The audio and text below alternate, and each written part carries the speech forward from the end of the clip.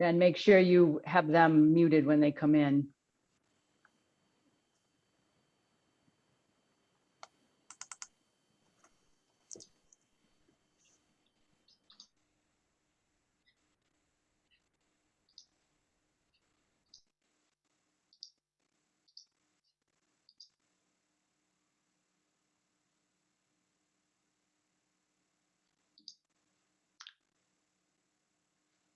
Okay, so good morning, everybody, and welcome to our weekly town hall meeting with Lama Surya Das. We are so fortunate to have this time with Lama, and without further ado, Lama, I will pass it on to you. Oh, Lama seems to be muted. One moment. Let's see. Lama, I need you to unmute.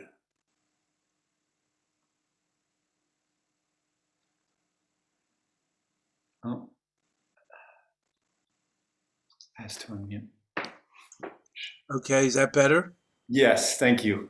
Good. Pushing buttons here. Thank you. Good morning, everybody, and what a beautiful day it is here.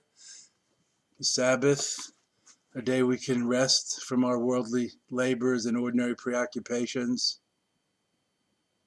and take a breath and take a breather, and perhaps, hopefully, take rest. As it says in the ancient Hindu scriptures, the Upanishads, rest is sacred.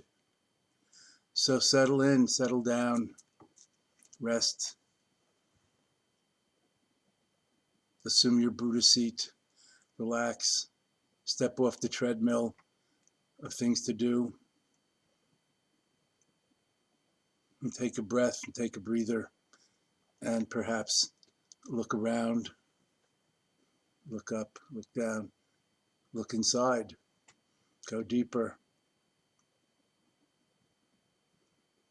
Come down from the head into the heart and into the belly, from the arid deserts of the mind and intellect, interesting as that may be, with its beautiful desert flowers also, but into the oasis of the heart, of the hara, of the belly, of our animal being, and deeper, just being, our spiritual being, the inner light, inner divinity, whatever you call it, on your Buddha seat, at home and at ease. We're going to be talking a lot about that next weekend. Please join us if you like. October 2nd, Saturday, 9 to 4 Eastern Time, right here. Clear light meditation, awakening to the inner radiance. It'll be a day-long retreat. Hopefully you'll do some practice or exercise before then, and then show up at 9 o'clock, and maybe even continue after 4 until dinner time or whenever, if you want to make it more of a day. Anyway, it's a good day from 9 to 4, a good work day. We'll do our spiritual work. What Gurdjieff, what Ram Dass, what people have called working on ourselves. And let's put a capital S in the middle of that word, ourselves, our best selves, our big self, loosening the tight grip, the anal sphincter of ego, and letting ourselves be for a change, relaxing the bubble into this, back into the sea from which it's never been a part. The ego, the small self, relaxing into the big self. Or as Nosha Kempo used to say in his songs and poems, I think quoting Longchenpa, the ancient Dzogchen master of old,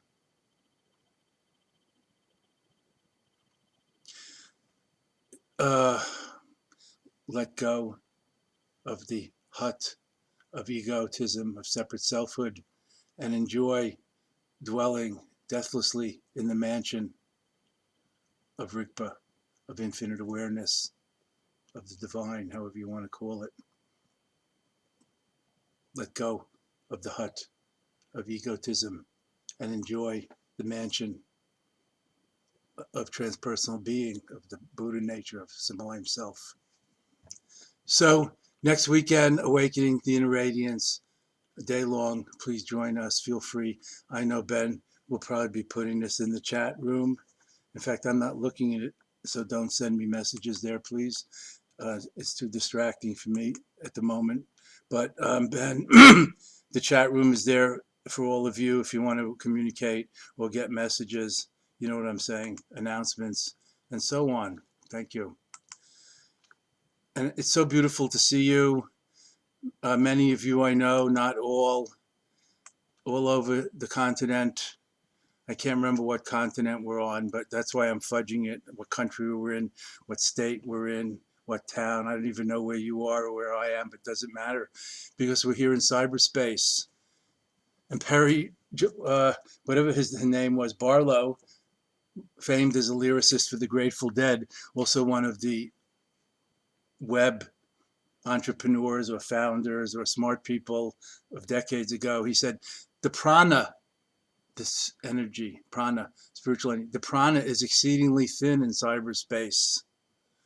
Let's try to increase and deepen its emotional bandwidth. So here we are. Look how far we've come since those early days of, maybe you remember, I see a few gray hairs here among us. Maybe you remember the well, whatever it was before Facebook, MySpace or something, some teenager showed me. And I said, I have no idea what you're talking about, but I know I'm being like my parents saying about our 60s music. That's not music, that's just noise. And now it's turned out to be, or is this subjective, the best decade of music ever that the young people are still listening to. The Grateful Dead and others, the Beatles, the Stones, still touring unbelievably. Now I think Mick Jagger and even Keith Richards, which is questionable lifestyle, seems to have found the fountain of youth, the secret of deathlessness, practically enlightened, lips and all. In fact, Mick Jagger's lips have come into style. Has anybody been in LA lately? Never mind. So here we are. It's a beautiful Sunday. Let's start again. The Sabbath. Holy, holy, holy cow. I'm sorry. I'm in a good mood today. It's a beautiful day. And we're getting together. This weekend, we had a advanced invitational retreat, experienced students retreat on the subject of Manjushri, the Buddha, the Mahabodhisattva, the Buddha, the archetype of transcendental wisdom and the five wisdoms, and a Dzogchen view on deity yoga practice, Yidam practice. So I'm in a good mood. We've been gathering all week, some of our friends who are committed to this kind of thing. And practice is perfect. We just do it. How sweet it is. I've been watching a little bit of the replays of the Paralympics, following upon the somewhat conflicted Tokyo Olympics, but noticing how fantastic these people, these yoga masters, these elite athletes, these bodhisattva heroes, these people who have overcome so much and still making a life for themselves, competing, excelling. You know, mainly we compete with ourselves in sports, not just with other people, like in golf, trying to get better and better, even if you're playing with people you don't know, just being the best we can and all we can be, and thinking, and you know I've said this before, if we practiced even half as much as these people practice and exercise, it would be very well for us and for the world.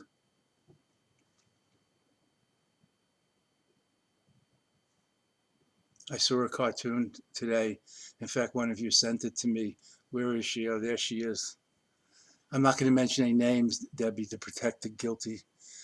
And it showed 4 or 5 people, you know, like us. What do I have to say? Overeducated, white people on the path, sitting cross-legged on yoga mats, meditation cushions, whatever they are. And one's looking at another and pointing to a third, and there's like 6 people. And the third one is up in the air, levitating, cross-legged and levitating with a blissful smile. And one of the jealous, you can just read it all into the expressions. The jealous sitter is saying to the other jealous sitter, look at her. I bet you she's cheating with spiritual growth hormones because she's sitting and levitating and blissful. So whatever it takes, that's what I say. And also keeping a sense of humor about it. We don't all have to be elite Olympic champions, bemoaning if we only come in 4th and don't get a medal. We're only 4th best in the world. This is not a grace race, a competition. Dare I go further into theology or Buddhology and say no one is closer to Buddha than anyone else? No one is closer to God than anyone else, not the saints or the sinners. In fact, God, whatever that means, might say, the sinners are closer to me than anyone. I keep them closest, or something. And we can see why. In fact, I read in a holy book, it might be the good book, but there are so many good books these days in the spiritual classics. It said, God saying, the Lord, some Lord, in your weakness is my strength. So don't just think about your strength or your success. God is also in the ashes, like the phoenix. So a few thoughts for today here in the Spiritual Olympics, the special needs Spiritual Olympics here. I hope I'm not being politically incorrect. I'll stop now. It's better if I just stick to traditional Tibetan Dharma as usual, without being too creative. Yes, that's another subject. Let's not squelch our creativity in the name of mindfulness or awareness, trying not to think, trying not to be creative, listening to old-fashioned traditionalists who say that modern art is just neurosis on canvas. Yes, I've heard that quote from such people. Everything is it. All creation, including our own creative expressions, whether it's formal art or just the art of living our life. Why do we discriminate? Why are we so prejudiced and partisan to what we think is our side of things, outer or inner, whether political or the inner politics of us and them, or me against myself, the inner conflicts? So today we've gathered together in the spirit for our town hall meditation hosted by the Dzogchen Center, the Dzogchen Foundation. Please help us continue. We had to pivot online and stop having in-person residential retreats, workshops, classes, local sitting groups around the continent, and so on. Hopefully we'll resume them if and when the pandemic ever gets a little more workable or handled, if not done. There may be others, pandemics or issues. But we go on as a Sangha, as a community of kindred spirits, doing the good work as best we can, working, striving, playing to become better people and contribute to a better world, of course. And it certainly seems questionable as to how that's going to work out in the short run, in the middle run. In the long run, I'm sure it's clear how things are going to go, meaning the long run, cosmological time, and all, we know how that goes. But the inner story, the invisible story, that's not that clear to us. Do we all eventually end up in enlightenment, as some have speculated? Is it a constant curve or line, straight line of progress? Or is it circular? Or what?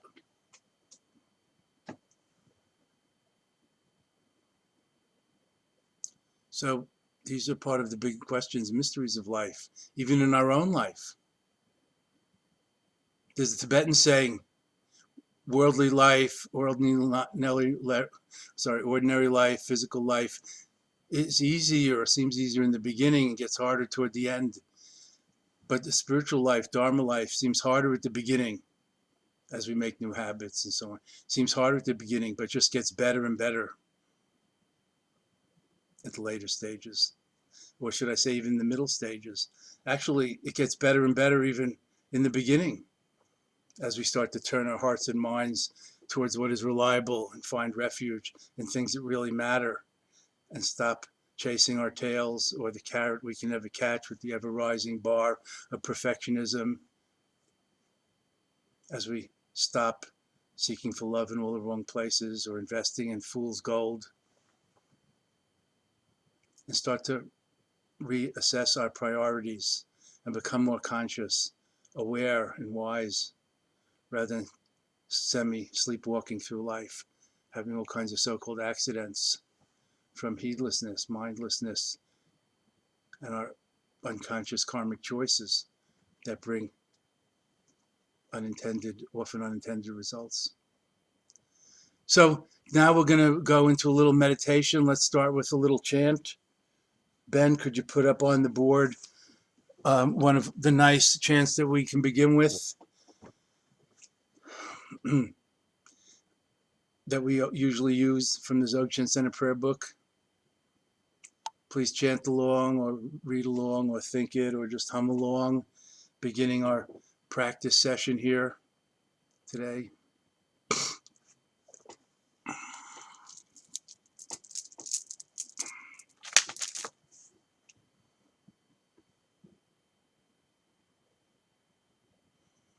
Okay, I guess we can begin by chanting. Oh, prayers, yes.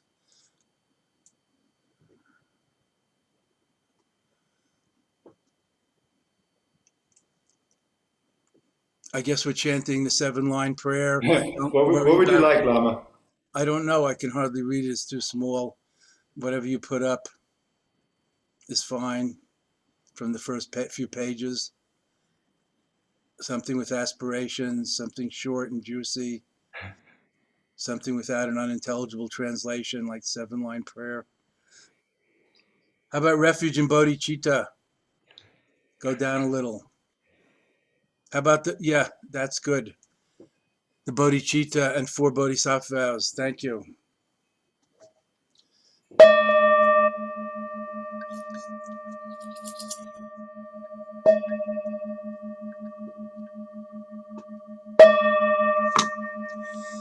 Ben's in Berlin, Germany, so we have a little time lag here.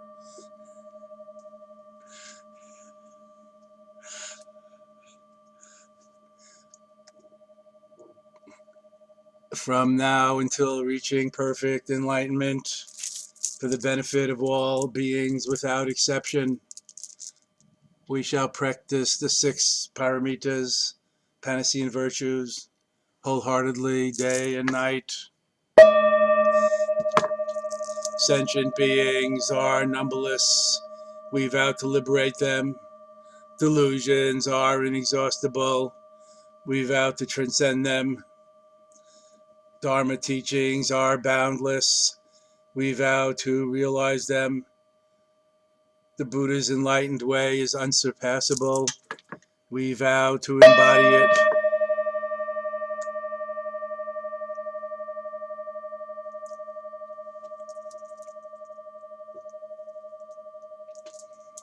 In Buddha, Dharma, and Supreme Spiritual Community, Sangha, we go for refuge and reliance until fully enlightened, awakened, and free by the power of all the 6 transformative practices, the Panacean virtues, the perfections. For the sake of all beings, may we realize awakening. Thank you, Ben. Thank you, everybody. In the beginning of our session, we usually set our intention, turn our hearts and minds toward the Dharma and away from our preoccupations, and take a Sabbath, a rest from our habitual doings. And what should I say? Savor the spirit, raise the spirit, settle into it,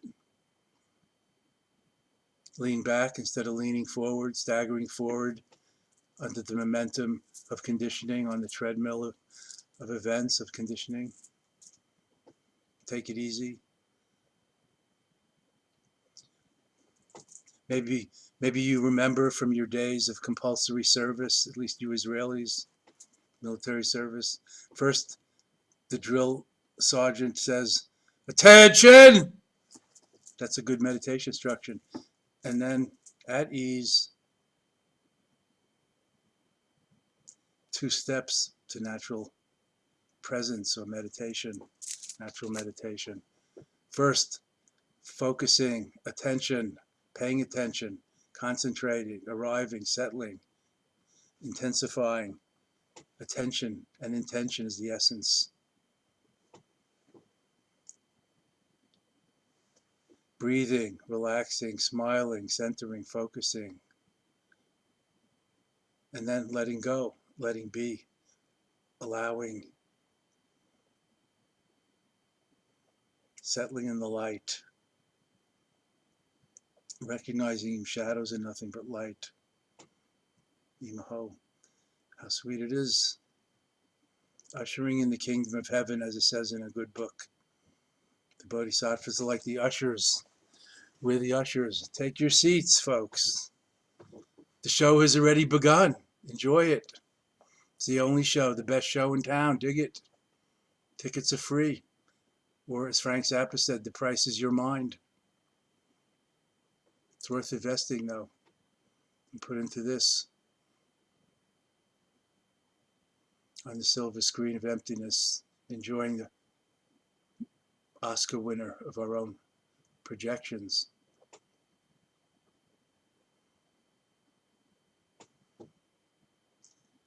Aware of whatever arises in the body-mind continuum in the present moment, watching the show without giving in to attraction or aversion, liking, disliking, enjoying the show, savoring the single taste, the sweetness, the energy, the wakefulness of things arising and dissolving like waves in the sea, ripples on the stream of consciousness, clouds in the sky. The best show, the only show in town. We have the best seat right in our navel chakra, on our Buddha seat. Don't reach out for things and fall off your Buddha seat, friends. Don't put your hands up and try to push anything away, friends, just for now. Fall backwards off your Buddha seat, Kuntazampo. Just being here and now, being Buddha, just being with a capital B plus. What words can F the ineffable, express the inexpressible? Just being with a capital B plus, just aware, awareness, naked awareness with a capital A plus. See? Seeing is freeing. Aware of breathing, aware of physical sensations in the body, aware of whatever comes up in the mind and consciousness, letting it go, arising and dissolving, not holding on to anything. Appreciating, enjoying the natural flow, the zone of the natural great perfection. Having arrived at last, nothing more to do. Remember, figure out, achieve, understand. Ah, what a relief. Ah, ah, ah. Thank you. And enjoy the joy of non-meditation, unmeditation, taking the effort and the expectations out of it. Just being present and aware, openness and awareness inseparable. Enjoy the buoyant joy of natural meditation, Dzogchen meditation. Imaho. Wondrous, joyful, Eureka, hallelujah, amen.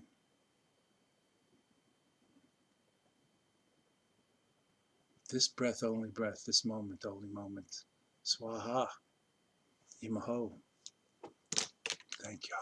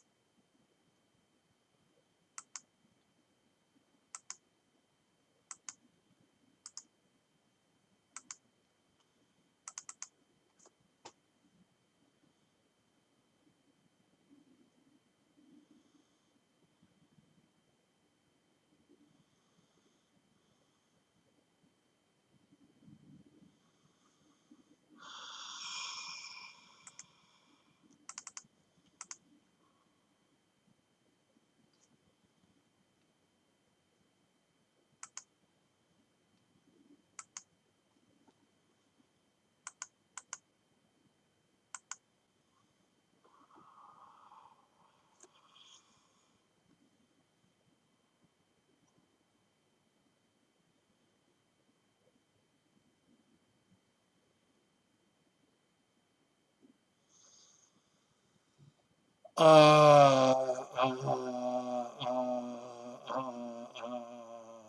ahs of the Dzogchen wisdom mandala. The seed syllable algorithm of Dzogchen. The seeds of Dzogchen. Openness and awareness. It's hard to inhale. It's hard to think while you're saying and releasing and dissolving. Expanding and dissolving, connecting and dissolving simultaneously. Take a load off, Kuntazampo. Naked awareness, Kuntazampo. The natural state, or whatever state you're in, that will have to do. Imaho. Way to go. Thank you.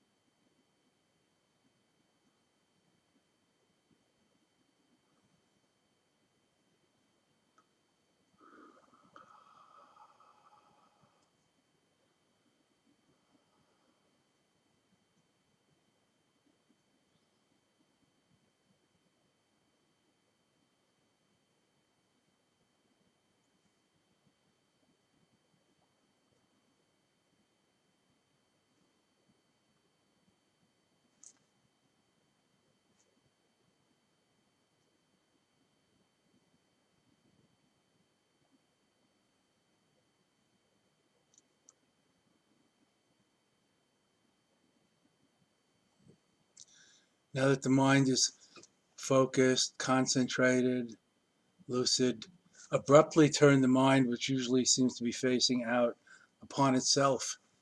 Look at the looker with this laser-like self-inquiry question. Pop the question, who is experiencing, who or what is thinking, is feeling right now? Who am I? Who is experiencing my experience? Who is hearing? Who or what is hearing?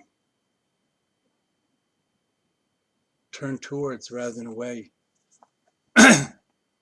See through the seer, perceive the perceiver, and be free. Rest in luminous, centerless openness, beyond outside and inside, self or other. Plumb the bottomless abyss of luminous emptiness, the fertile womb of voidness. Who? Pop the question abruptly and let go. No need to think and analyze right now about it. Startle yourself into a new way of seeing and being. Who?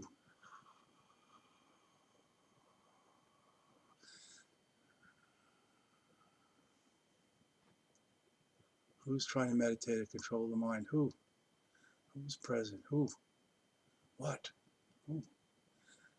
Pop the question abruptly and let go. If you don't know, be don't know for a moment. That could be transformative rather than holding all our fallacious views and ideas, self-concepts. Just don't know. That could be it. The dark light, deep space, open, aware, moment to moment, luminosity, alone, Imho. Alone together, Imho. Ooh. Ooh.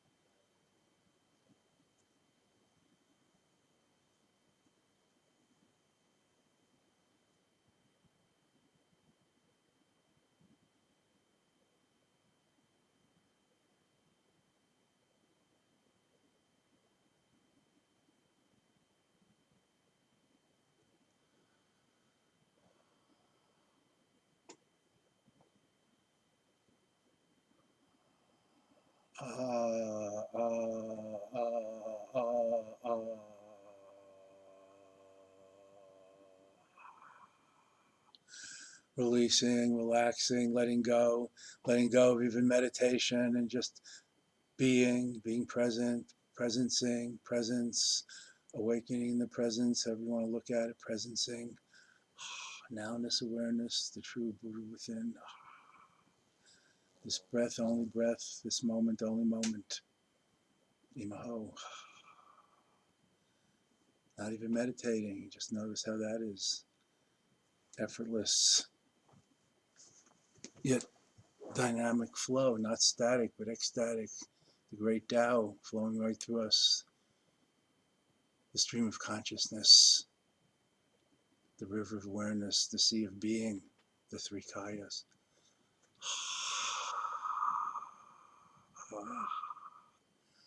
Just being Buddha, not meditating to become anything. Being as is, without any concepts. Not a being, not a separate being, just being. How can we argue with that? So fundamental, so subtle, so delightful, free of past and future, just being now. Isness, nowness, totality. Imaho.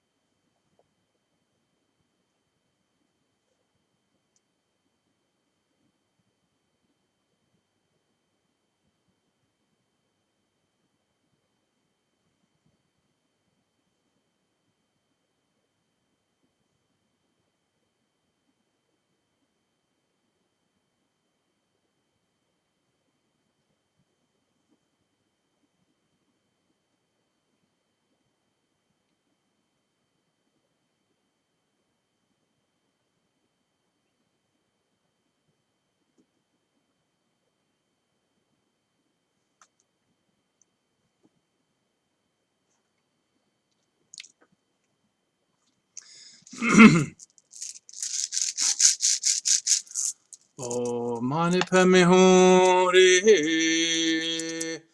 Oh, mani padme hum. Oh, mani padme hum. Oh, mani padme hum. Mantra number 3 on the page. Oh, mani padme hum. Mani padme hum. Oh, mani padme hum. Oh, mani padme hum. Oh, mani padme hum. Oh, mani padme hum. Oh, mani padme hum.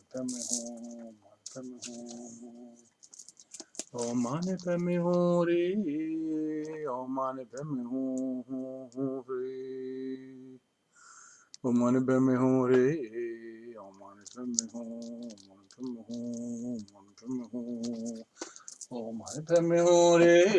padme hum. Oh, mani padme hum. Oh, mani padme hum. Oh, mani padme hum. Oh, mani padme hum. Mani padme hum. Oh, mani padme hum. Oh, mani padme hum. Oh, mani padme hum. Oh, mani padme hum. Mani padme hum. Mani padme hum. Oh, mani padme hum. Oh, mani padme hum. Oh, mani padme hum. Oh, mani padme hum. Mani padme hum. Mani padme hum. Mani padme hum. Mani padme hum.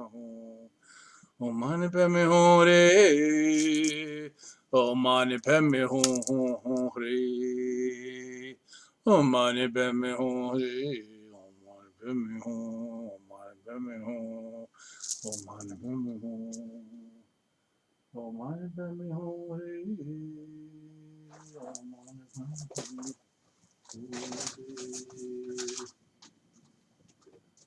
padme hum. Oh, mani padme hum. Oh, mani padme hum. Oh, mani padme hum. Oh, mani padme hum. Oh, mani padme hum. Oh, mani padme hum. Mani padme hum. Mani padme hum. Oh, mani padme hum. Oh, mani padme hum.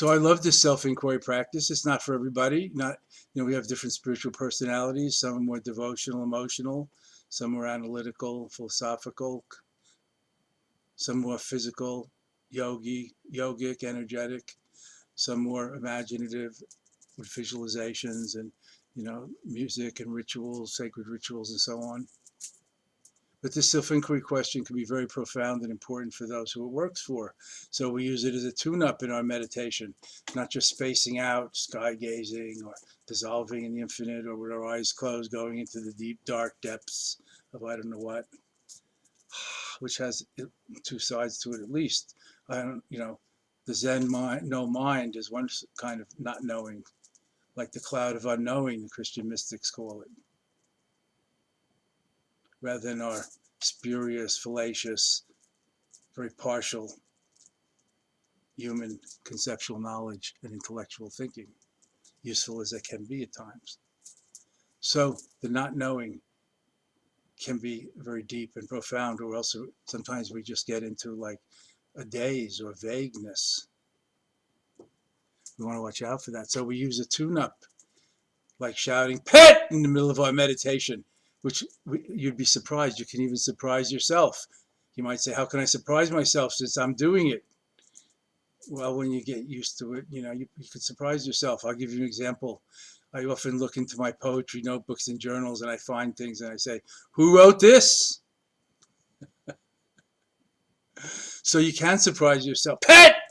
All of a sudden, and you get, before you get congealed back into, I know who I am, what I'm doing, and I have it together. Don't bother me. Shut up. And don't threaten that idea either, God forbid, by being different.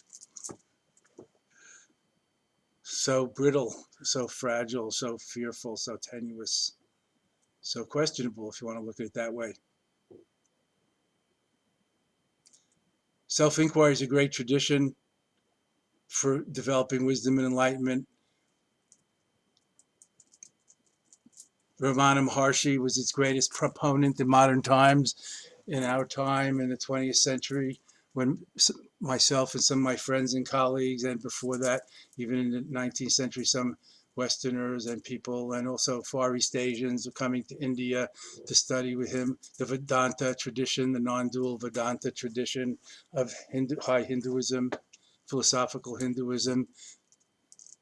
Ramana Maharshi didn't write books, but somebody wrote down some of his teachings. It's called Self-Inquiry.